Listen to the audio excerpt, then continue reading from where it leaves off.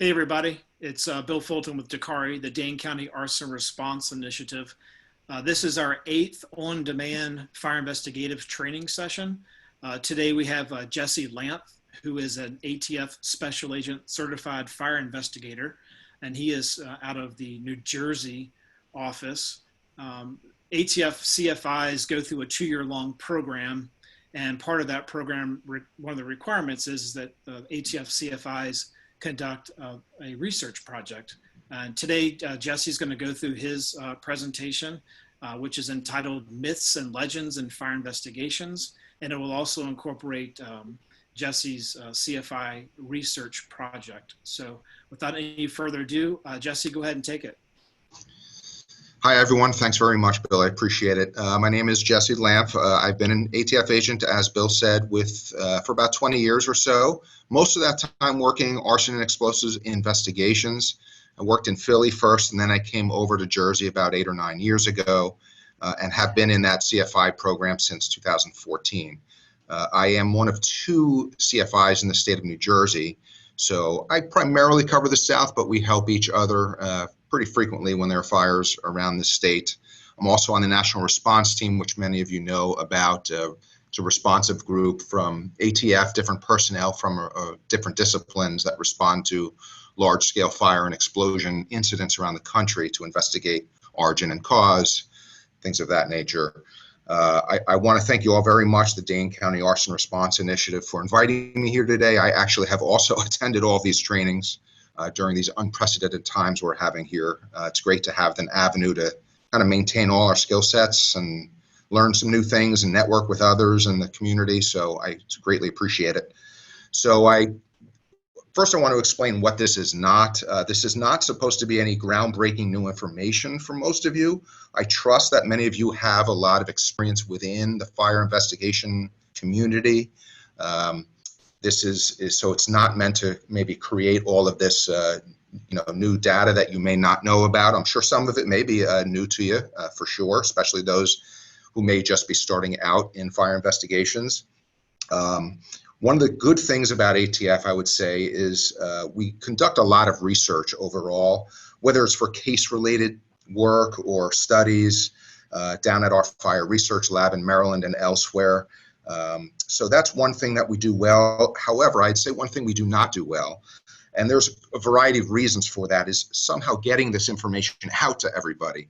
So we might do case-related studies and burns in our fire research lab, but then the case is over, or we go to court, the case is over, and we all have new caseloads, and we don't really have an avenue often to release that information or publish it, or it's just not done. So what I tried to do, as Bill was saying, we have this 2-year program we have to go through, and we have to conduct research, and we all have to go through that. So I went through a lot of the folders that we have available to us to see what other people's and other CFI's projects were, and I go through them to see if we can perhaps put out some photos and videos and some of the underlying facts of those research studies so that we can use them going forward. Ultimately, we're all here to, if we have an incendiary fire, we're going to end up in court. And it's great to say, for example, that I know that cigarettes won't start gasoline vapor ignition. Most of us know that in the fire investigation community. But to actually see the original research and some of the photos and videos from the fire research lab, now we can say we have first-hand experience and knowledge from actually seeing those studies. So that's why I put these together, and I will give credit to each person's, there's 12 of them total that I have here to share with you. I will give credit on the bottom of each one. You'll see the name of the CFI who conducted the research for which I took some of these. So, and that's really the underlying reason for undertaking this, so that we can all kind of share in what's been done but might not be out there. So it is called Myths and Legends, Fire Investigation, so we'll get started with that. And I do start with my own, as Bill said. This was the persistence of ignitable liquid residue on substrates. That's the research that I undertook with a supervisory forensic chemist, Michelle Evans. She is down at our forensic laboratory in Maryland as well, which shares the same property as our fire research lab. And the way I present this essentially is I present what the myth is. I say kind of what people might think of the whatever that myth is, and then I discuss it a little bit, talk about some of the research, show some of the study results, and then some lessons learned at the end of each one. So that's kind of how it's presented here, and how each of these 12 myths are presented. So the myth for persistence of ignitable liquid residue on substrates is, so under some conditions, we might not be able to collect fire debris samples or obtain positive results of the presence of ignitable liquid residue. And why do people think that? Well, could be because we're putting water on a fire for 24 hours and it's just during suppression operations as normal suppression operations, and it might have diluted or kind of washed away any of the gasoline or any other ignitable liquid that was there to begin with. So that kind of makes sense why that would persist out there. Maybe it's the longevity of time until we get on scene. So, as we all know, we might be on scene immediately after a fire occurs, and if we have that luxury to investigate a fire within hours after that fire occurs, but in reality it might be days or sometimes weeks before we can get into the area of origin. Sometimes in the private sector they might not even find out about a fire until a couple months down the road. And one of these questions is, am I able to actually get a positive result by collecting a fire debris sample and submitting it to a lab 2 or 3 months post-fire if there was gasoline there to begin with? Or perhaps we were on scene and we didn't get a positive result from our portable hydrocarbon detector or a sniffer or a canine. So, we don't want to submit a sample because we think there might not be any. So we did learn in this study it's not true. Based on several studies that I had researched and Michelle had researched. Most recently was the one that we did a few years ago, 5 years ago. We put 10 milliliters, which is about 2 teaspoons of gasoline and diesel fuel. We put it on polyester carpeting, OSB wood, and concrete. We use those substrates because they're often found on floors in residential commercial properties. And results were, I'm kind of skipping ahead to the end here, but the results are that gasoline and diesel fuel may actually persist for over a year on most substrates. A lot longer than we anticipated, both indoors and outdoors, whether you're in an environment that has 40 inches of rain a year or very humid conditions versus dry. We found out that it will persist for a long period of time. And we're going to talk about specifically what will persist that long. And then any quantity as little as 5 to 10 milliliters. Now, we did 10 in our study, but we had pretty good results long after. So this next screen, I'm going to warn you, I am not a comedian, and there was a reason I didn't go into the comedy field, but I had to put together it's called a 3-minute thesis for a class I was taking, and it's basically one slide where I have 3 minutes or less to discuss what this study was about. So it's really corny and it's bad, but let's see what we got here. To take a sample or not to take a sample, that is the question. In the fire investigation community, many questions exist as to how long an ignitable liquid such as gasoline may persist in a large variety of substrates, including wood, concrete, and carpeting. If it was suspected, for example, that an ignitable liquid was poured on a hardwood floor to help start and rapidly spread a fire in a house, many fire investigators currently believe that after only a few weeks, there is no point in collecting those samples, since any ignitable liquid that was there is long gone. This research was undertaken to help answer this question. How long after an ignitable liquid is poured on a substrate can it be detected by a typical forensic science laboratory? In November 2014, the beginning of this journey was underway. 42 samples each of concrete, OSB woodboard, and polyester carpeting were spiked with 10 milliliters of gasoline, which is equivalent to 2 teaspoons. 21 were placed indoors in a non-temperature controlled warehouse behind the ATF laboratory in Maryland. The other 21 samples of each were placed outdoors to experience the beautiful, yet sometimes frustrating change of climate on the East Coast, where they were subject to sub-freezing temperatures, rain, wind, high humidity, and snow conditions. These samples were placed in 7 separate milk crates, both indoors and outdoors, that would be subsequently collected and tested at various intervals over a 1-year period. The exact same preparation and testing was also completed using diesel fuel so as to provide even more data for fire investigators. At each of the predetermined time intervals, researchers retrieved the samples and used the passive headspace concentration technique and a GCMS to collect any ignitable liquid residue vapors that were present inside the substrates. The conclusions were astonishing. Every single substrate, including the carpeting, that was spiked with only 10 milliliters of diesel fuel, both indoors and outdoors, still contained detectable amounts of ignitable liquid vapors after an entire year had elapsed. The same held true for the wood and concrete samples spiked with gasoline, both indoors and outdoors. Somewhere between 6 and 9 months, the gasoline did end up evaporating from all carpet samples. Ultimately, it was determined that diesel fuel and gasoline were able to persist in concrete, OSB wood, and carpeting a lot longer than previously anticipated, especially when considering the unpredictability of the outdoor environment. So, how does this help the fire investigation community? It is often believed that due to prolonged fire suppression efforts, or the fact that a fire investigator may not have access to a fire scene for 6 months post-fire, that their potential for collecting valuable evidence has drastically diminished. This study proves that this is no longer the case. Therefore, the results of this study could fundamentally alter fire debris collection practices across the nation, or dare I say, the world. Okay, so that might have been an exaggeration, maybe not the world. It was just kind of a study that we were undertaking there. I had gotten questions about, how long these samples may persist, or how long this ignitable liquid might persist, and that's why we undertook it.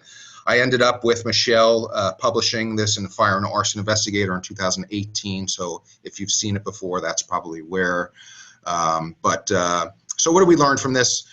Always collect fire debris samples from any fire scene, no matter how long after the fire occurred. If you see an irregular burn pattern, even though it might not have a canine hit, collect it. Even if burned away the carpeting, say, for example, collect from underneath the affected substrate. So if you suspect potentially that gasoline might have been poured on carpeting and there's a concrete subfloor or OSB subfloor, collect what's underneath that carpeting, even if it's burned away, because what we found is, especially in the concrete, it's very porous and it was able to accept those liquids and those ignitable liquids and maintain them for a very long period of time, again, over that 1 year period. So we stopped at a year. If we kept going, if we had more samples, we would have, but we ran out of samples at that point. And always collect comparison and control samples for your lab analysis. There were some really weird inherent compounds in the OSB wood board in our study, and had we not taken a control sample, we would not have been really able to cancel out those compounds within the chromatogram that was printed out at the end of each of these. So it always try to collect that comparison or control sample if possible from your fire scenes. And then always check with your lab on proper collection protocols. Some labs use the epoxy lined cans, some use unlined, so it really is state dependent and your laboratory dependent. So just always follow those guidelines. And that's your first myth. So second one I was kind of referred to earlier, the cigarettes igniting gasoline vapors. And the myth goes, if there is a pool of gasoline or a highly concentrated volume of vapor in a room, a lit cigarette will ignite the gasoline vapors. And why do we think that? Why do many people think that? This is a great, one of those party things we talk about that we know it doesn't happen, and it shocks everybody when that is in fact the case. They learn that cigarettes won't ignite gasoline vapors. So why do people believe that? Well, temperatures of cigarettes, especially when inhaling, can get upwards of 1600 degrees or beyond, whereas we know that gasoline vapor ignition temperatures are far below that. I mean, we're already, vaporizing or transitioning from a liquid to a vapor at negative 45 degrees for gasoline, at least. So, it does make sense in that respect. But we learned it's not true, as many of you know. We did this testing back in 2013. We had about 70 tests of over 700 brands of cigarettes, and again, 4,500 instances with varying concentrations of gasoline vapors. And there was not one instance where those gasoline vapors ignited during all of that testing. Why is that? There's a lot of potential complex reasons for that. I'll touch on just a few of them, but hot surface ignition, auto ignition temperatures is a complex science, as we all know. It depends greatly on the surface properties, ignitable liquid properties, the size of the fuels, the environment, the geometry of the fuel, humidity, whether there's any breeze or wind, airflow near the cigarettes or the gasoline vapors, etc. And the combustion region of the cigarette itself is very unfavorable. It's very high in carbon dioxide. It's oxygen deficient. The air velocity, when you're inhaling, you create a little bit of wind, so to speak, or air velocity there, creating that barrier again between those hot embers and the gasoline vapors. So again, there are a lot of reasons for that. I'm going to show some video from down in our laboratory. I think we're all kind of familiar with this, you know, the videos of Con Air and RoboCop where they kind of discuss it in detail. You know, you see that picture with the cigarette being thrown on the ground here, you know, and that's what we have here. But I'm going to show you some from our laboratory. I'm not going to go through the whole video here, just starting at our lab. And I'll discuss as we go through. So this is a pan with gasoline being poured into it. And first what they tried to do is drop the actual cigarettes into the liquid gasoline. At the end of each of these quick studies, they subject an open flame to the area to show the audience or the research that it's not actually water in there. It is, in fact, an ignitable liquid gasoline, so you can see it ignite, and that's the purpose of that at the end of each of these. Now we have this cage, so to speak, above our liquid gasoline. They try to get those cigarettes within the upper and lower explosive or flammability limits so that it would ignite normally, you would think, but it does not. So those are actually at different ranges within those explosive limits and flammability limits. I'm just showing you quick versions of these. These are just some of the cigarettes, again, on this vapor barrier above the gasoline, liquid gasoline that they just poured in. They're dropping some of the embers in there. They're dropping the ash, I should say. And again, no ignition here. Once again, they apply that open flame to the vapor area. Now, this is from a case study. So this is a gasoline poured on a shirt, and boyfriend says the girlfriend dropped a cigarette on the shirt and it ignited. It wasn't the actual open flame, but the cigarette itself. So this is one of those cases where we actually perform testing to prove or disprove a hypothesis. And here we disproved that hypothesis. He's actually depressing the cigarette against the shirt as well as in the vapor barrier here. And that's a device that actually inhales on it. So it actually is getting it up to those upper temperatures of 1600 degrees. And you see it did not ignite. And they do this with all different clothing and combustible materials. These are just a few. In this case, they're taking gasoline and they're aerosolizing it, and they're spraying it against the cigarette. Because normally if we have an open flame, as we'll see at the end of this particular section here, you'll see the kind of the flame ignite with you have higher surface to mass ratio here when you put it into a mist form. So it should, you know, theoretically ignite with a cigarette, but again, we see it does not ignite. So let's watch this through here. It's almost done.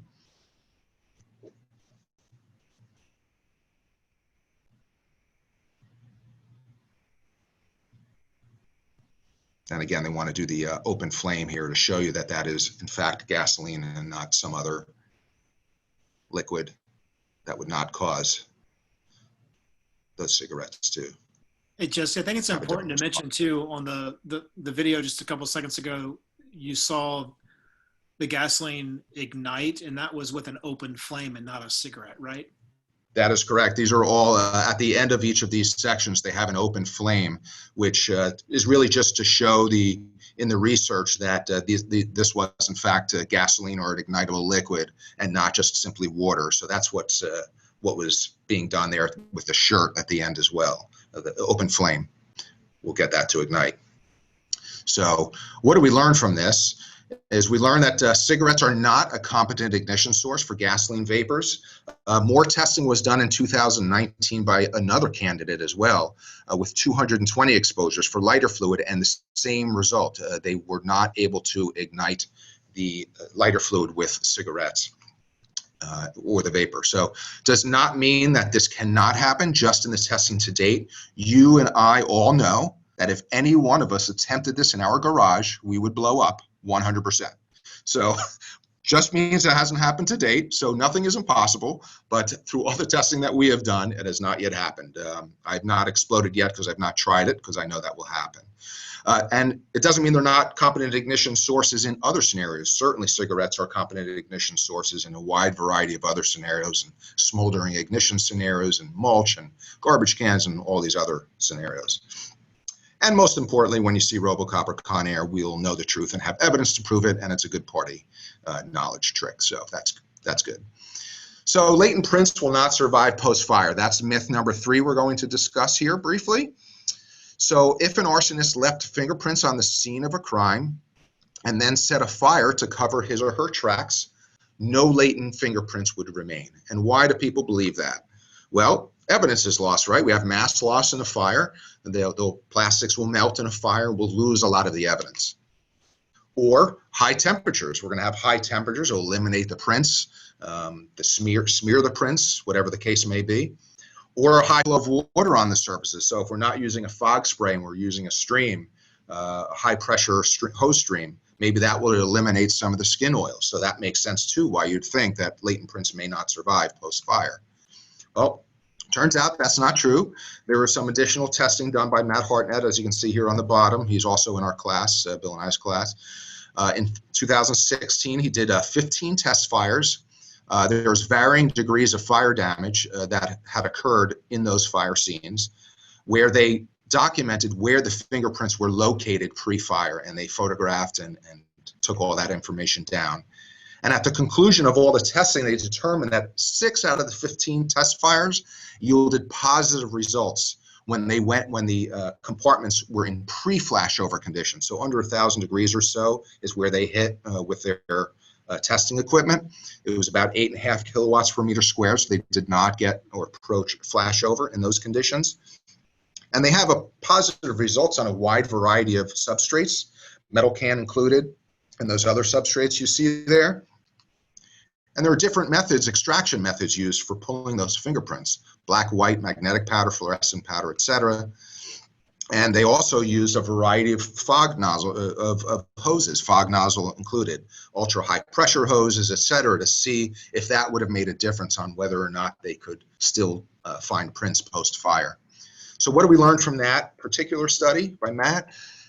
Well, fingerprints may be left on scene post-fire if it did not transition to flashover. When we went into those flashover conditions, we had a lot more deterioration. It doesn't eliminate the possibility, but certainly because of location of the prints, if they're on the bottom of the container or in the handle of the container, or maybe behind a dresser that was shielded from the radiant energy from the fire, radiant heat, perhaps they will still exist, but definitely in flashover conditions, it deteriorated the ability in order to collect those prints. So you should collect and preserve all types of evidence for fingerprints and try again not to handle, we know that, but handle in areas where the arsonist may hold the container, such as those particular areas. So myth number 4, this is a big one I talk about frequently, and many others do as well. Radiant heaters easily igniting nearby combustibles. It's a very commonly stated hypothesis or conclusion for an accidental causation for fires, and we're going to talk about that. And the myth is that the glowing or burning element on the radiant heaters can ignite combustibles in close proximity to the heater's housing. So we're not talking about convective heaters, not those salamander propane, torpedo style heaters, but just these radiant heaters. And why do people believe that? Well, there's limited airflow, super high temperatures where these burning elements are located. And if you have a thermally thin combustible, remember thermally thin is about 2 millimeters or less, nearby, or touching that front part of the heater, no less, it makes sense that it would ignite because you have that heat and you have that thermally thin combustible material directly adjacent to that housing, or even touching the housing in many cases. Again, I state that many fire investigators around the country still submit this scenario as the cause to fire. So let's discuss it a little bit more detail about radiant heaters. So it's not entirely true, and I do have a qualifier in here. We're going to talk about that in a minute because I'm going to show you some videos of some safety videos, essentially, that were put out by the news sources. So there are several thermal protection devices on all small appliances that generate heat, including these radiant heaters and convective heaters for that matter. And let's talk about some of these protection devices. And again, many of us know, again, I'm just not groundbreaking stuff here, but so many of you know, but we have thermal cutouts, or some call thermal cutoffs, that are inside these appliances that will open up the circuit if we have a certain temperature that's attained within that heater or within that appliance, for example. So once we hit that, in order for safety purposes, that will open up, close the circuit, and shut the heater down. So we have that device in there. We have tip switches. So if it falls forward on the polyester carpeting or cotton or whatever it may be on a couch, the circuit will likewise open, thereby shutting off the radiant heat elements and turning off the heater. And we have thermostats in this and a variety of other appliances, coffee makers and irons, etc., that will adjust how hot that appliance gets based on whatever setting you have it located on. We also have a fan inside these radiant heaters, and most of them, to help dissipate that heat as it gets further from those elements and closer to the housing. So that's one way of further dissipating that heat and making this less possible. Additionally, manufacturers actually have to test these radiant heaters as part of their manufacturing process, and they wrap cheesecloth, which is kind of like a thin drape, which is a thermally thin combustible material, around the units for 24 hours on the high setting. And if they so much as discolor into a brown color, there's any pyrolysis or anything going on whatsoever, they have to start from scratch and redo the thermal protection devices to ensure that that does not happen.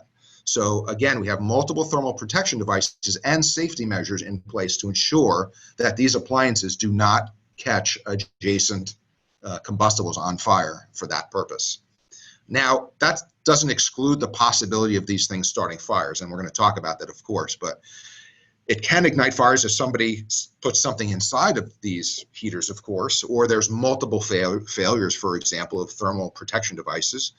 It's just difficult to do. So let's talk here. This is a normal operating heater at our fire research laboratory. As you can see on this right-hand side here, this is the fan that is operational now. You'll see it cycle on and off. This is a faster speed than normal, but they did this on a wide variety of combustibles, by the way, not just chair, but stacks of paper and couches and other types of furniture, etc., carpeting. And you'll see that it does get hot in this lower left-hand corner where the infrared is, but not hot enough to ignite anything. Because again, we have these thermal protective devices installed, operating properly, as well as that fan dissipating the heat as it gets further, as the heat gets further from that element towards the housing of the heater.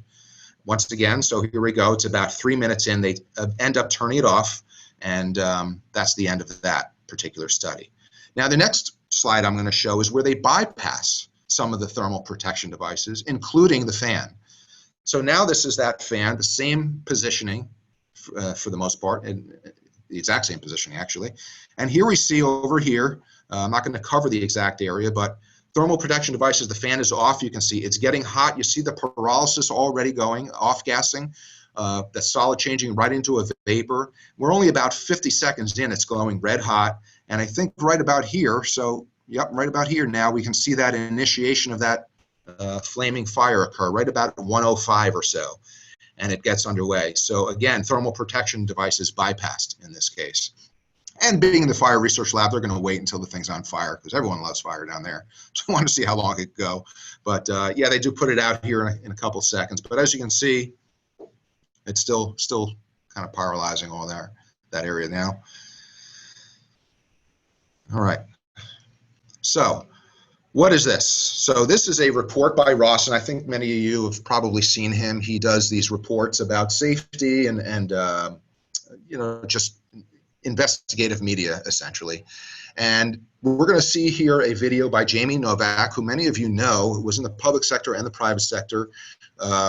Unfortunately, he's passed on a couple of years now, but his son, Cameron Novak, is one of the electrical engineers at our fire research laboratory. So I'm going to discuss that in a minute. I spoke with him, Jamie, through Cameron, essentially. And let's watch this video, see what it says.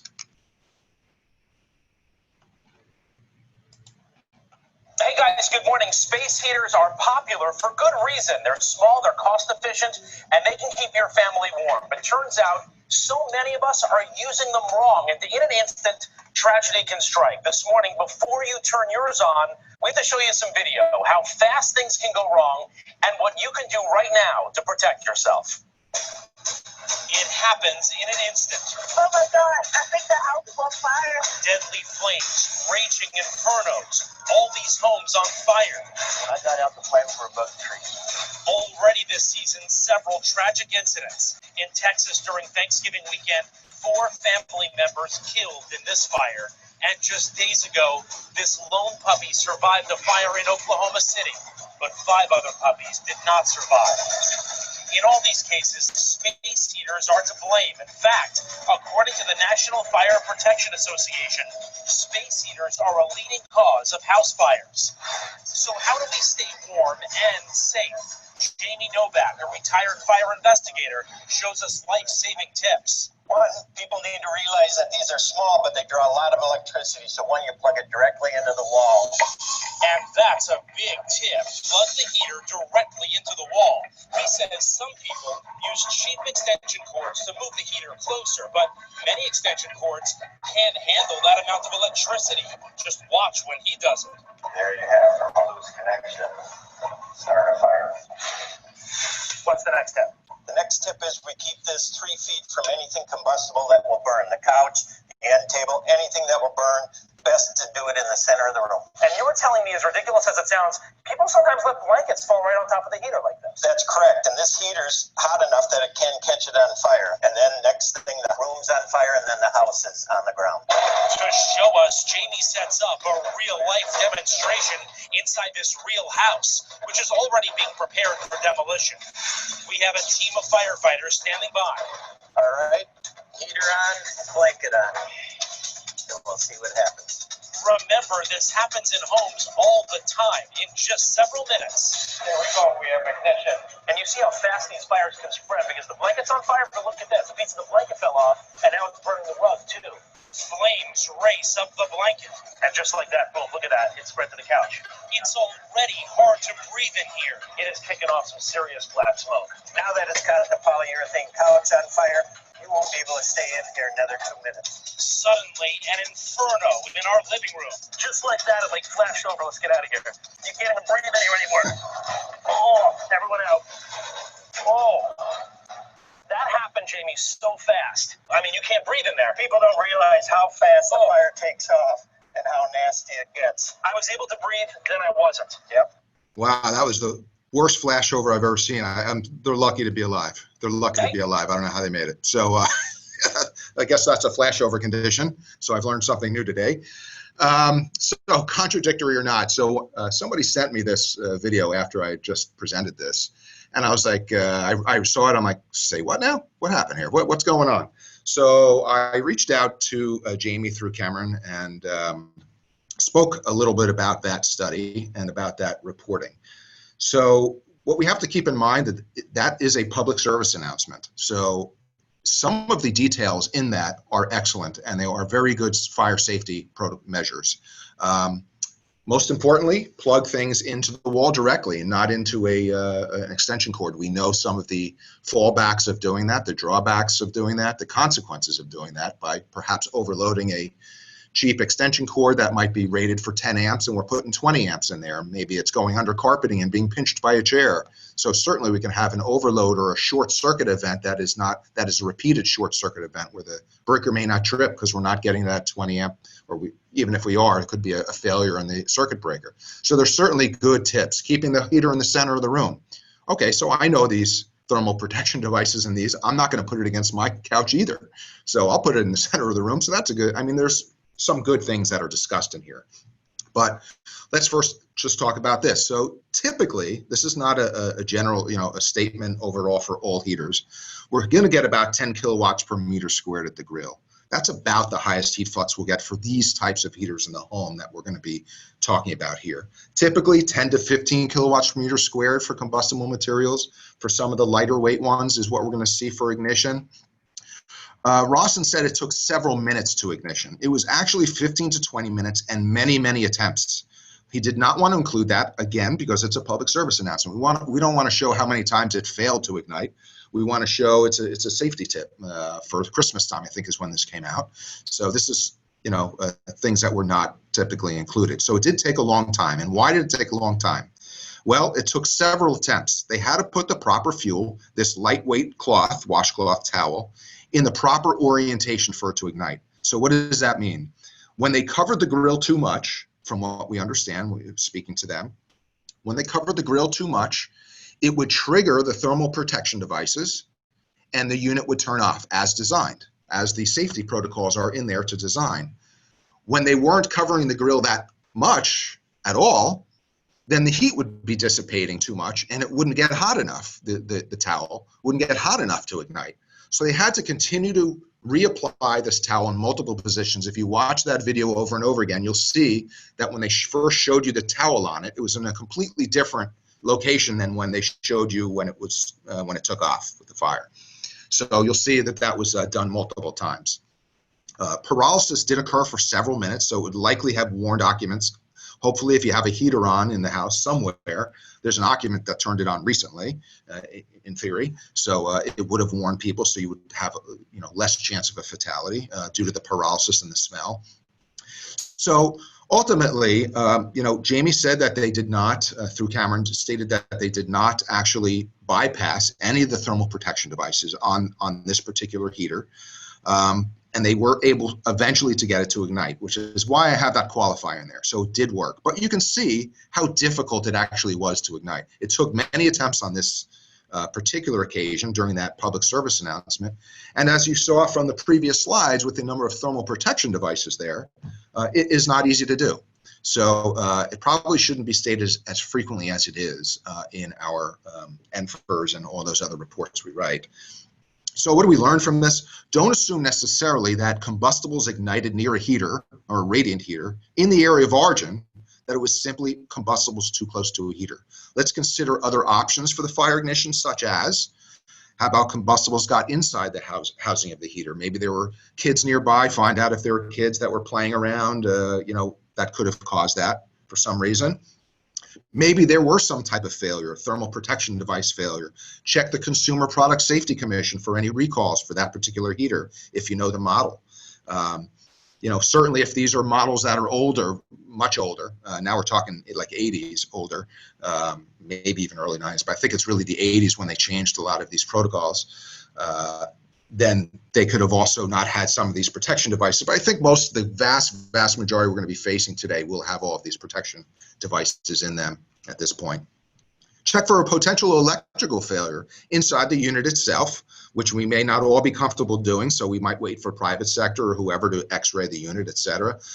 Or in the extension cord or the relocatable power tap, the power strip. Maybe there was a failure in one of those that we should be considering.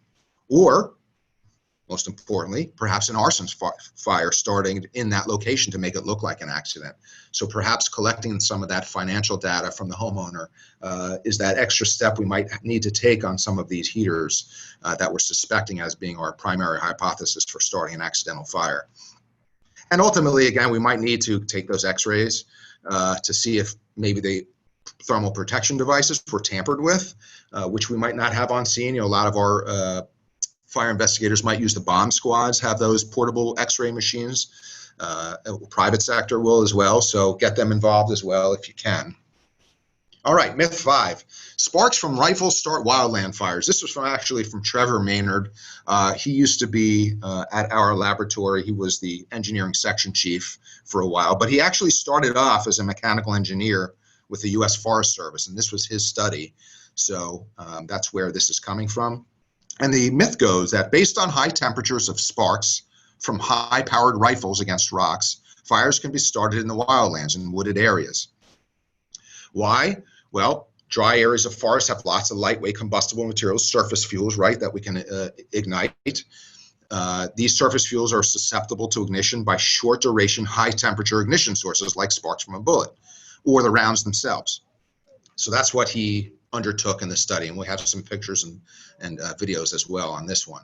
We found true and false on this. So rifle rounds travel about 3,000 feet per second for some rounds, with fragment temperatures up to about 1,600 degrees. Now, this is not the sparks. These are the fragments themselves of the ammunition. Though the sparks are hot enough, they are ignition sources, they are not competent ignition sources, according to this study, to ignite some of these surface fuels, even in very dry and thermally thin conditions, like leaves or pine needles, etc. However, the fragments of the bullets did actually start smoldering in numerous cases. However, it depended on the angle of the bullet, the type of bullet it was, copper versus steel, for example. So copper, as we know, that has that higher thermal inertia, higher thermal conductivity, easier to transfer that heat to by conduction through to the surface fuels if they're dry in the right position. And again, it's only a couple of seconds, but that's all that was necessary in this particular study. This is a video. Let's watch this. Okay, so we see it hit here. You're going to see a spark down in this area. So I'm going to start that over again because it goes by very quickly, just so you can kind of see that video occur. Shooting this steel plate, fractures the bullet itself, and then that's not the spark. Again, that's the fragment of the bullet falling down. And here's some photos of that. This top left photo is where it's striking the plate, and here's that hot element right before hitting the surface fuels that were recreated there that were able to get ignited. So what do we learn from this? Rifle bullets fragments may actually start fires, but they don't always do so. It's dependent on the type of bullet, like we were talking about, angle of the impact, state of the surface fuels. Obviously, if it's wet, much less likely to occur than if they're super dry. In June 2019, another CFI, Sarah Decker, actually worked out to see if pistol rounds would recreate the same type of situation. And she found that they just weren't traveling fast enough to create that heat within the fragments to ignite these thermally thin adjacent fuels below. So a very good study, and found that pistol is really only for rifle fragments we're talking about here. And also determined that exploding targets, tannerite, can ignite dry vegetation. I think we've all seen some of those videos of tannerite exploding, and we didn't really hesitate to think that that could occur. And yeah, don't shoot rifle rounds against rocks in the woods. There's my underlying lesson for you. So let's try to avoid that if possible. Myth 6, annealing of springs equals arson, or it equals that's where the area of origin is located. And why is this thought? This is the underlying theory. If one area of a mattress is more annealed, or loss of tensile strength, etc., then fire must have burned in that area for a longer period of time. Why? Well, we have increased heat in that area, right? We're causing all this damage to that carbon steel. Maybe longer duration direct flame impingement, convective heat, or smoldering the area for a longer period of time, or there could have been an ignitable liquid pour in that area that led to more burning in that area. So that's what caused the springs to be annealed. So likely an arson. So let's talk about that. We'll break those down. So not true. So most mattress and chair cushion springs are made from that carbon steel, as I referenced. And those have melting temperatures actually pretty low, about 1,000 degrees. Some are as low as 750. So what does that really tell us? Not much, because compartment fires are going to be over 1,000 degrees, most compartment fires anyway, unless they're extinguished pretty quickly or don't have a lot of fuel. So they attain much higher temperatures than that. So we could also have ventilation flow paths may affect those annealed springs. What do I mean by that? So if we have a doorway and a window that is, and right in between that is the bottom part of a mattress, and we have a fire in that compartment, as we know from ventilation flow paths, we're going to have a lot more fire at the bottom part of that mattress because that's where the fire triangle comes together. So we might have a fire that starts actually on the top part of the mattress, but as it migrates downwards because of the amount of oxygen and where the oxygen is available in that room as the fire progresses, we might have a lot more damage at the bottom part of that bed, and therefore a lot more damage to the springs in that area, thermal damage. So that's kind of where that's coming from. So what do we learn from this study? Annealing or collapse of springs shows there was a fire in that room. That's about it. Intense heat over 1,100 degrees for a period of time to have caused that damage. It tells little about the origin and cause of the fire, and it says nothing as to whether it was ignited by gasoline or ignitable liquid. Now, it certainly could have been initiated there, so it's just one data point, essentially, that we have to evaluate. It doesn't give us a lot of information, but certainly it could be useful given the totality of data that we get within the fire scene investigation, but it's just a data point is really all it is. And, you know, if there's more damage on one side or another, look for another explanation. Look for that ventilation flow path. Perhaps that was what was going on there.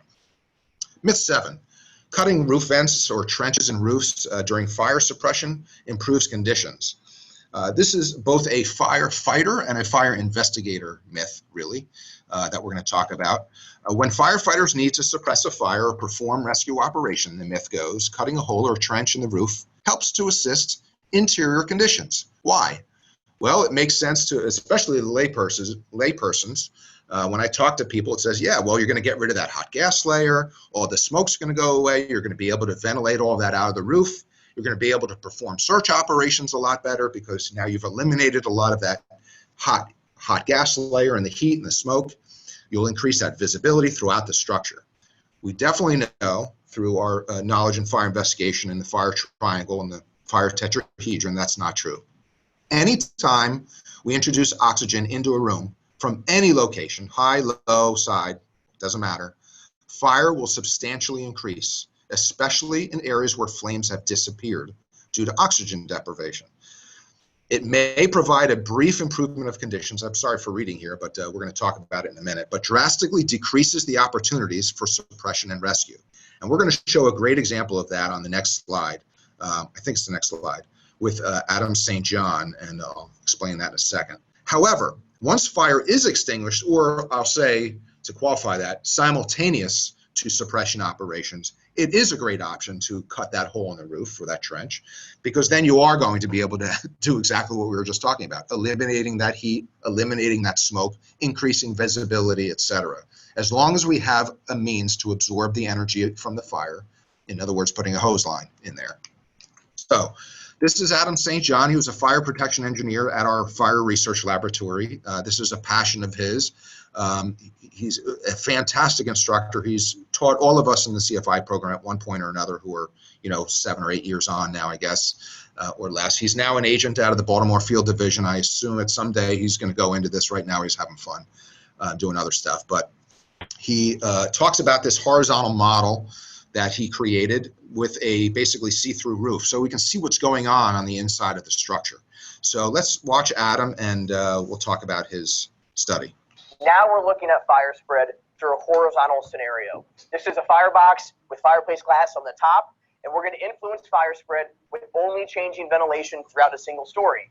We have temperature measurements on the inside. We're looking at temperature measurements in a room with a closed door. It's far from airtight, but we're going to watch the temperatures in that room. They're going to stay relatively low. Over here, we have a bedroom scenario where we can monitor the temperature in that compartment. There's a thermocouple right there, and we have a larger open room in the front.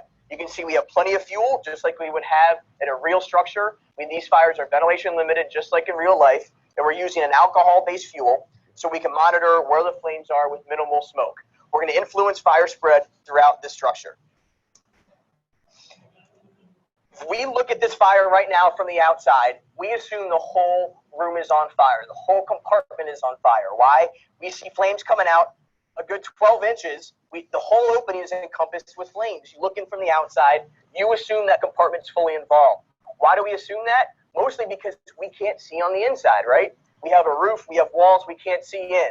When we look at temperatures, the highest temperatures are for sure in the front compartment, but in the back, we're only at 500 degrees or so. If we take away this roof, we can see that in reality on the inside, the flames only exist by these ventilation openings. The compartment is not fully involved. From the outside, it looks fully involved. On the inside, it's not. How do we change that? The only way to get it fully involved is by ventilating without doing anything to absorb the energy released by the fire. It's all about ventilation. For you as firefighters, coordinate that ventilation. For you as fire investigators, you have to understand how ventilation affects your fire growth. The majority of fires that you respond to as firefighters are ventilation limited. If that smoke layer is from floor to ceiling, most likely it's ventilation limited. And we can simulate a ventilation opening inside of the structure using an oxygen generator. There's oxygen flowing through this tube. If we introduce that into the structure, we can see it's almost a reverse flame. What do I mean by that? Fuel and heat are on the outside. On the inside is pure oxygen. We can see the flame develop almost as it would in real life with an HVAC vent.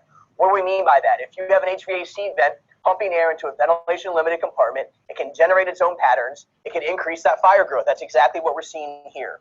So in the corners, you can see the air coming in along the floor. We have flames exist by those ventilation openings. We can also create an artificial vent by introducing air inside of that structure. The only thing you're missing is air. As soon as you pull that out, that flame goes away. We introduce the air on the inside. You have plenty of heat.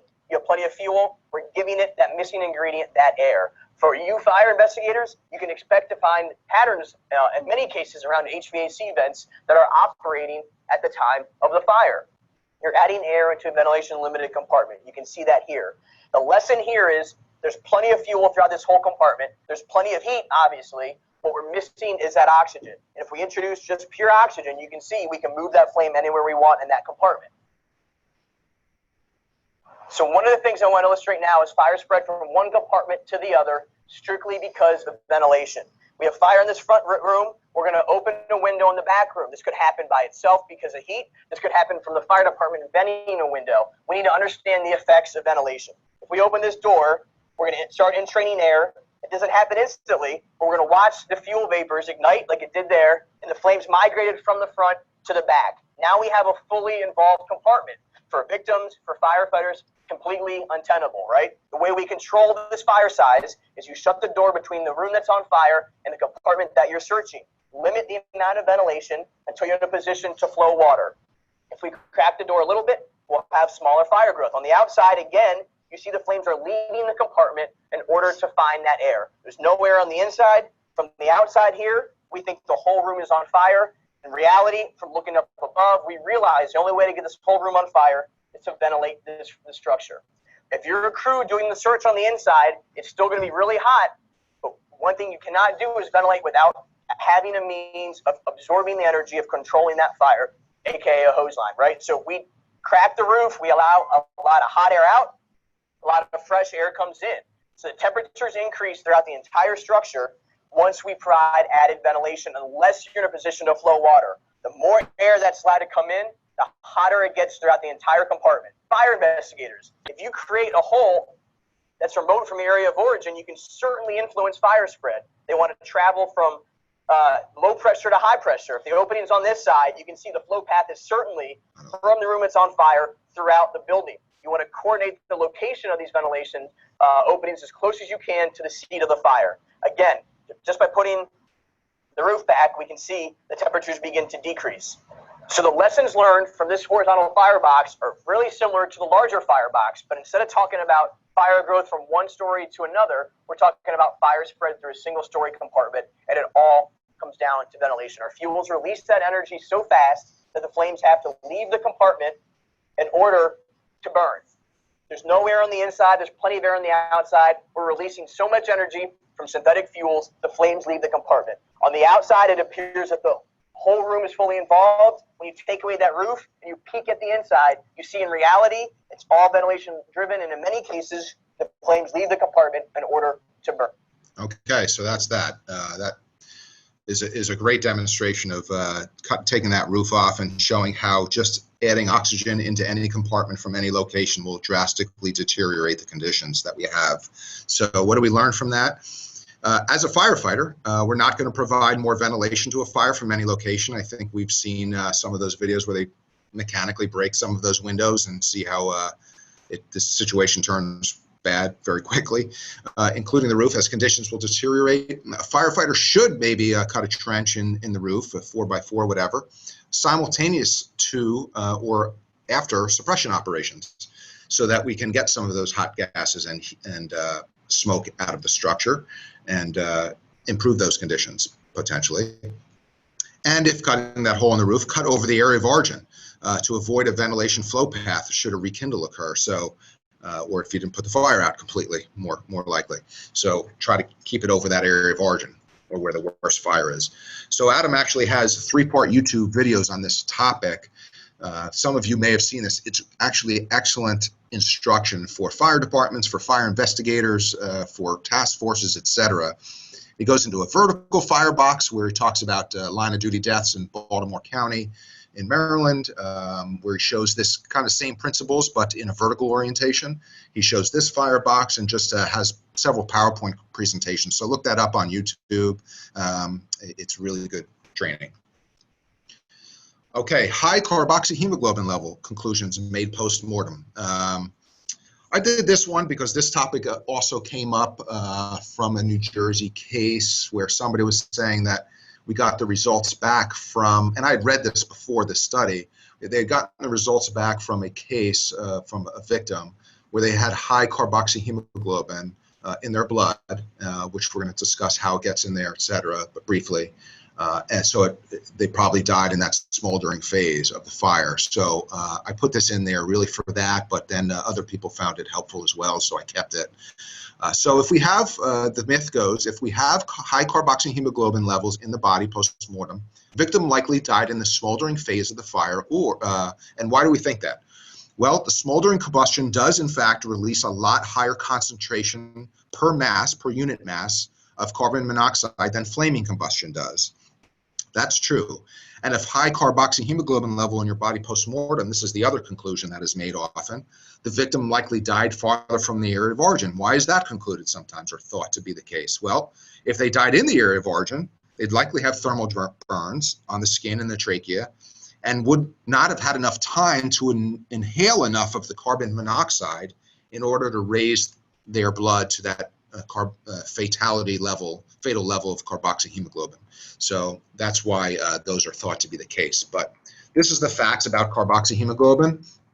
These are, I should say, 75 to 80% of victims die from carbon monoxide poisoning. That statistic can go up or down based on where you're getting it from. But carbon monoxide does bind with hemoglobin 200 to 250 times better than oxygen does. And carboxyhemoglobin levels are dependent on a wide variety of variables in the body. You know, youth.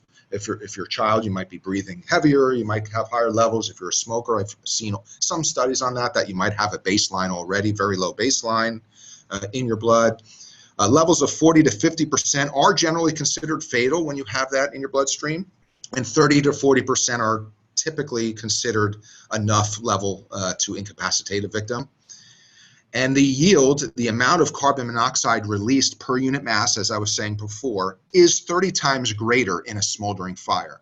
However, and this is the big however here, since flaming fire loses so much more fast because you're burning through the combustible materials so much more quickly, even though the carbon monoxide yield is a lot higher during the smoldering phase, you're losing so much fast that you're actually burning or you're releasing a lot more carbon monoxide during the flaming phase of the fire, maybe 10 to 100 times more, depending on the study. This is Derek Hill's research, as you can see on the bottom. So, and this was also released, I believe, in the Fire and Arson Investigator back in April 2016. So there's a lot more details about it then if you wanted to look that up, if you have a membership. So we learned it's not necessarily true. Why? So he did that case study, took cases, 53 fires that ATF was involved with, where there were 85 victims whose carboxyhemoglobin levels were tested, and the fatal level was considered as 40%. We were a little conservative on that, which is good for studies.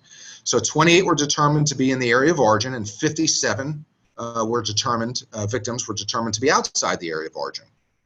The average carboxyhemoglobin level was 54%, which was in that fatal zone that I was talking about. And victims in the area of origin, their carboxyhemoglobin levels averaged about 46%.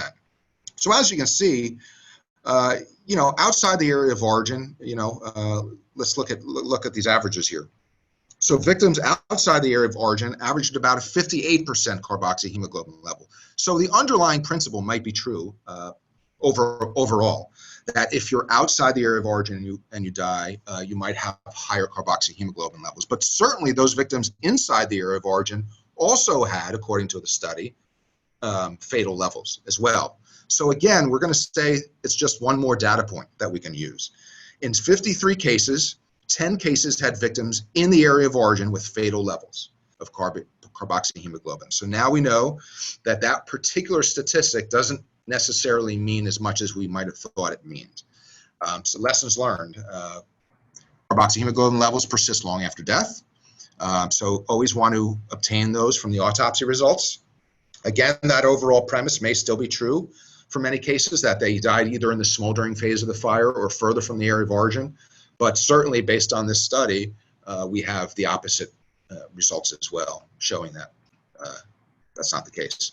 And don't assume that a victim had a fatal level of carboxyhemoglobin in the bloodstream, that they died outside or in the smoldering phase, right? Just said that. So, all right, so cigarette ignition of other items. Fire-safe cigarettes, so let's talk about other things that cigarettes can come in contact with to see if they would readily ignite those items. based on additional testing done at the Fire Research Lab as well. Fire-safe cigarettes make it much more difficult to ignite combustible items. So in the sense that it's very difficult to ignite other items based on these new protocols that were established with fire-safe cigarettes. This is that less porous paper band, that speed bumps as they're called, that slow down or stop the burning cigarettes for safety purposes. It's in standards that were created, and that all cigarettes now actually have to abide by those standards. True and false. So it's true because there have been a lot of lower numbers of fatalities out there. They've declined since the introduction of this requirement to have these paper bands going through these speed bumps on these cigarettes. But it's false because really only 25% actually have to pass that test according to the manufacturing guidelines, the standards. So many people still die as a result of cigarette ignition of combustibles. So if that stopped everything, it would be great, but it doesn't. So there's still a lot of property destroyed, a lot of lives lost, a lot of people burned as a result. So let's take a look at this. The oxygen tubing thing came from me, and I think a couple of others also requested it, but I've had a couple of fatalities of people who were smoking on the bed, and in some cases, in all the cases they were elderly, but in some cases they didn't actually have a lot of fire in the room itself. They themselves, their clothing, etc., caught fire and they burned from thermal injuries, from smoke inhalation, etc., but there wasn't a lot of damage, so we're very easy call on them. So I asked the lab, and some others did as well, to see if we can test these cigarettes against flowing oxygen through nasal cannulas, which is the cases that I had. This is a video as well. I'm going to fast forward some of these because they take a while to ignite, but he ignites it by the nose here. You can see in these oxygen-rich environments up in space, which we're not going to be doing many fire investigations on, I imagine, but in medical environments like medical laboratories, etc., operating rooms, oxygen-rich environments where they might have these cannulas or other type of equipment, oxygen equipment, you can see how quickly that's going to burn where that fire triangle comes together. We have that 100% oxygen available for it to burn. And it's going to go all the way around to really the shirt, and then it takes it, and I have a better video on the next one, I believe. This one also shows where you have the ignition on the shirt. Watch what happens. This one, this also kind of catches the shirt, and then it takes off. A lot of damage with these oxygen containers. I had also asked if it would make it all the way back to the tank and cause some type of explosive reaction when it actually got back into the tank. And it turns out that in their testing, at least, it did not, in their limited testing, because there are safety measures on the tanks themselves as well to prevent that. But worth noting, doesn't mean it can't happen. Especially if it's in a room, of course, that's on fire. I'm just talking about a flame going back on the oxygen tubing. So that's that. So other items, bedding materials, a pillowcase. So some are thermally thin, some are thermally thick. Top left there, number 41 is thin, I would argue, just the top part of it. On the right, thermally thick.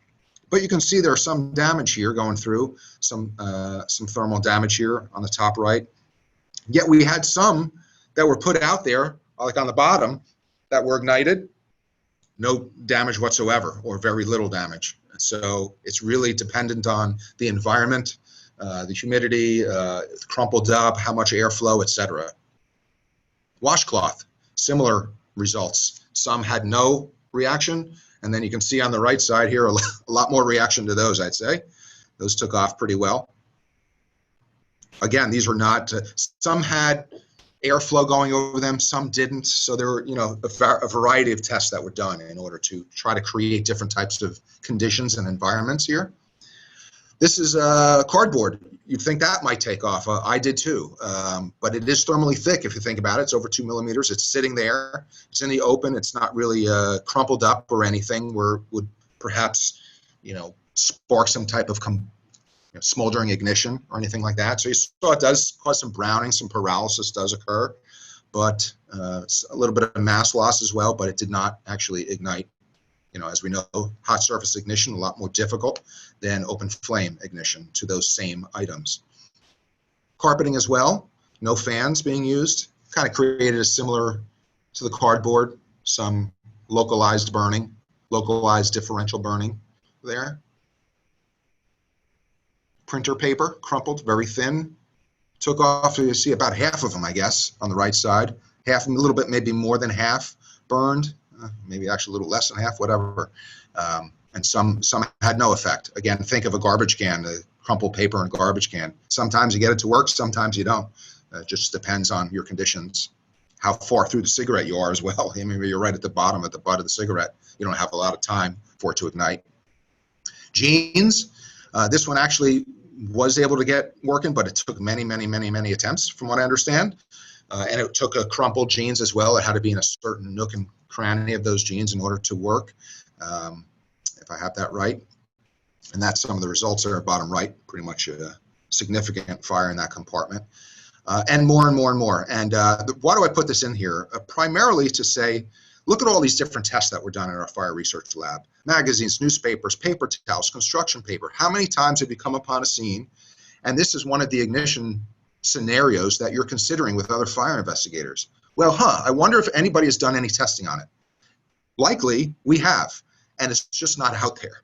So I would encourage all of you, if you don't already know your local ATF, CFI, a contact, to somehow get in touch with them to see if you can gain access to all of this. All this stuff is available to fire investigators. The reports, sometimes they're redacted, sometimes they're not, depending on if they're case related. But a lot of the reports are available, the photos, all of these videos are available to you out there.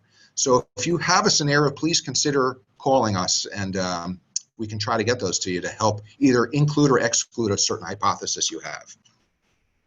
Samples, right, we're on 10, we're almost there. So this is John Black, I think. So samples collected in flooded compartments. On arrival at the fire scene, you're in a garage or a basement with 3 gasoline containers and a foot of water due to fire suppression. Do we collect a sample from there? Well, myth is don't collect fire debris samples. And since all the samples will be contaminated, right? You have gasoline containers spilled all over the place. You're going to get a positive result. What's the point? Or you see a sheen on the surface of the water. Well, that indicates you have ignitable liquids there. They're all over the surfaces. Once again, don't collect a sample because there's obviously an ignitable liquid in here. Won't really serve any fruitful purpose for the investigation. Not true. Why? So we'll attack the sheen on the surfaces first. When some products go through the chemical process of pyrolysis and transferring into a vapor, transitioning into a vapor from a solid, they may release products that look like ignitable liquids in water, but in fact are not. They're just the byproducts of the combustion process and the pyrolysis. So the sheen itself doesn't mean anything.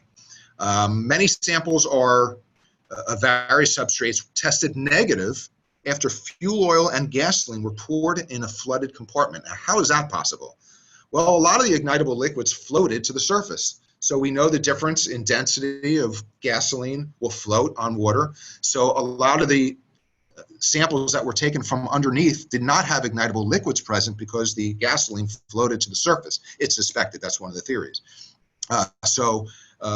Also, they had so much water in them that they didn't have the ability to retain additional ignitable liquids, whether it be gasoline or diesel fuel, etc. So those are some of the reasons. Now, there are other variables as well that could affect that as well. So what do we learn from this? So this is a tough one. So fire investigators should still try to collect fire debris samples, even though ignitable liquids are suspected to be near. I would say you're going to have a hard time in the defense, though. So it's going to likely be difficult to get past a defensive argument saying, oh, yeah, we collected a sample from a compartment flooded with gasoline. Therefore, this particular defendant must have lit the fire because there's gasoline there. So good luck on that one. But there are other things we could obtain from the results of this submission of the fire debris to our laboratory, such as, well, what if it comes back as a light petroleum distillate, which or similar to a control sample we send in, like lighter fluid, and there was no lighter fluid in that garage, and we can somehow prove that, somehow previous photos or whatever it may be. We don't know the whole history of the garage, but if we could show that it was a different ignitable liquid than what is perhaps in that gasoline container, that could help us in some way. Additionally, some gasoline manufacturers put markers in there to identify who the manufacturer is. If we can somehow kind of, I guess, delineate which one is, from the sample is a different company than what was in the gas can, that may help us too. Again, difficult argument to make. I'm not saying it's this is certainly an easy one, but there is information we can get out of it. And we talked about the sheen in the water already. So we could still try to collect those comparison and control samples. I'd say this one's a little bit more difficult, but certainly we can have different results than we might expect on these. Second to last one, myth number 11. Data from electronic devices cannot be recovered. This is Curtis Collins, also in our class there as well, from 2016. After a fire, information stored on chips and SD cards from phones, computers, DVRs, etc., cannot be recovered. So why is that thought? Well, there's so much thermal damage that they must undergo. It has to melt the hardware, memory cards, motherboards, chips inside of phones, other DVRs and other devices, computers, etc. Also, the water that's put on during suppression efforts would damage the copper leads, the connections, so we would not be able to obtain any of that information off of those electronic devices. Physical damage, etc., might occur during that fire suppression or during the fire itself, splitting, fracturing the cards, making recovery of data impossible. So it's true and false. It's true because in post-flashover conditions, longer we go, similar to the fingerprints, pulling fingerprints, it's going to make recovery a lot more difficult, especially if there's a ton of water poured on it as well. On the electronic devices, we know electronics and water don't mix very well, generally speaking. So false, however, because new technology and data recovery programs are available now that make it much more feasible to do. So in this research study, Curtis took iPhone 5s, Samsung Galaxy S3s, and LG Transpires, put them in 3 different conditions for 10, 15, and 20 kilowatts per meter squared to expose them to that radiant heat to see what would happen. Data extraction means were used to try to recover that data. Software program using Celebrite was used for the software, but they also tried manual extraction devices as well, a chip-off method for extraction as well.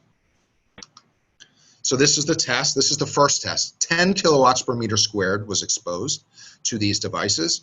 As you can see on the right-hand side, complete logical data extraction completed with no data distortion. They were able to recover all of the information from each of these devices individually when they were exposed to 10 kilowatts per meter squared for several minutes. I think you said 5 minutes there, something like that. Second one, 15 kilowatts per meter squared. Now we're increasing the amount of heat flux. Again, complete recovery from all 3 devices. Finally, 20 kilowatts per meter squared. Only one phone in this case, due to suspected short circuiting on the Samsung, on the Galaxy, wasn't able to be recovered, but the other 2 were. Qualifier with this. Water was not used to suppress these fires. They used other means. And they only tested cell phones, so they didn't use the DVRs, computers, etc. So it was a limited study for that. And the phones were face up. But there was still a lot of heavily damaged, deformed phones and cards in these devices that they were able to recover full information from. Even the batteries themselves doubled in size, but they were still able to recover the data. Finally, myth number 12, small appliances can start fires with combustibles nearby. We briefly talked about this during the radiant heater section, but I kind of expand on it a little bit here. After a fire, a homeowner says that a fire in his residence must have started because he left either a curling iron on or an iron on a t-shirt, etc. And this is great for really witness accounts to determine whether or not somebody's telling the truth or not. I have to make a Seinfeld reference in every presentation I do. I apologize for that if you don't like Seinfeld, but not many people don't, so I did it anyway. It's a family friend of ours, Jason Alexander, so I have to include the photo as well. So that was last year. So there we go, heater on next to the couch. All right, so let's look at some of these. Small appliances. Here's the heater again. So this is the same thing. I have to thank, like Dave Casadas and Seth Graybill were down at our National Fire Academy, and they took some of these photos. I took some when I was down there, but they do these testing for the R206, or formerly R206 classes, Basics of Fire Investigation or Fire Essentials. So a lot of those came from there to show how these thermal protection devices are designed to operate during normal function. Here's that heater again, getting up to about 185 degrees Fahrenheit. Again, that hot surface ignition, a lot more difficult to ignite than open flame, as we know. So it's not going to work in many of these cases, in all of these cases that they tried. These are left on for very long periods of time. Here's a curling iron, gets up to about 300 degrees. Inside of the pillow itself will not ignite that. So when they, that homeowner says they left that curling iron on the pillow, that must have been the cause. Start pulling financials, I'd say. Same thing with a hair dryer, or a probably less likely a hair dryer, but maybe an iron on a t-shirt. 222 degrees, no real results there at all. All right, waffle maker. That's a paper towel on the right-hand side. On the high setting, it got up to about 276 degrees on the right, about 350 on the left when it was closed. Again, we're going to have some browning, maybe some pyrolysis a little bit, but we're not going to get hot enough to ignite those thermally thin combustibles. Iron on a t-shirt. Again, we have about 340 degrees, not igniting. Again, changing the color there a little bit, browning it a little bit, or orange in that case, browning it a little bit. Here's on paper towel on the right-hand side. Again, we took those away. I don't have a photo of it. We took those away. Same type of result as the waffle maker. You'll see it brown a little bit there on the left, so you can see it a little bit. But so it browns, but it's not hot enough to ignite those combustibles. So always rethink these small appliance fires. Lessons learned. Attempt to obtain the make and the model of the appliance. We always want to do that to document in our fire investigations. Check when it was manufactured. Might have been prior to some of these thermal protection measures. Again, I'd argue that most of the ones we're going to encounter will have all of the thermal protection devices in place. Check the Consumer Product Safety Commission for recalls. There certainly are a lot of recalls out there that could cause this. So just always kind of keep that in mind. And if it's a current model, don't exclude, but consider alternate hypotheses, such as an incendiary fire or some other electrical causation or something entirely different that might be in that same area. And that's about it. These are questions. If you have any further questions for me, this is my contact information. Again, I'd encourage you to find out who your local CFI is as well to get some of this information if you ever need it. And that will be very helpful for you potentially in future cases. But again, I want to thank all of you for allowing me to share all of this with you. And I'm going to go through this and stop here. That's the end of the slideshow. I'm going to go back and stop sharing. Stop my video. There we go. And that was amazing. Holy cow. Talk about drinking from a 5-inch hose. It's a lot of information. A lot of information in a short period of time. And I really appreciate just you doing that. Honestly, I didn't realize that's what the presentation was, but that was amazing. I feel that we are going to get a lot of people that are inquiring about these studies. And I think one of the things that we should do is we should create a list of all those myths and who those CFIs were that actually did the actual research, so that we could get people in touch with the actual CFIs that did it. Agreed. Some of those individuals were retired, which may be a little more difficult for us, but I think we could probably get to a point where we could get those studies and compile them and potentially make them available for people to actually read up and follow up on. So definitely, yeah, I think it's very helpful to get some of those studies out there so that people can read them for themselves. And again, this is just kind of a brief synopsis of what all of those were. There's a lot more data out there that would be helpful, I think. Absolutely. Brief. Right, yeah, and that was just 12, and I feel that we have over probably 200 or so that are out there, and CFIs have been doing this since the 70s and 80s. So what we'll do is this recording will be available for about 2 weeks or so. We'll bring Jesse back. Jesse's created 10 questions. You'll be available. Those questions will be available in a test format. If you take the test and successfully pass it, you'll receive a certificate from us for, I think, we'll probably be about an hour and a half or so. We'll get the date up here shortly. We'll most likely release this for October of 2020, and we'll bring Jesse back and we'll talk about any questions that anybody has. So Jesse, if you don't have anything else, anything? That's it. Thank you all. Thanks. Awesome. All right, brother. We'll see you guys later. Thanks again.